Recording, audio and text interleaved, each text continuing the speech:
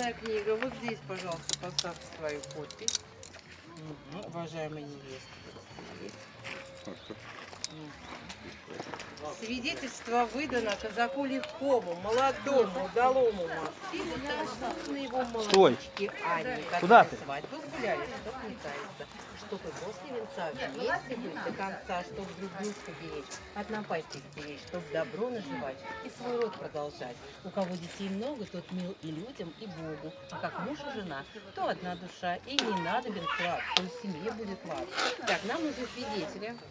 Свидетельницы. Вот тут Ваня, где свидетели будешь? Расписывайся. Расписывайся.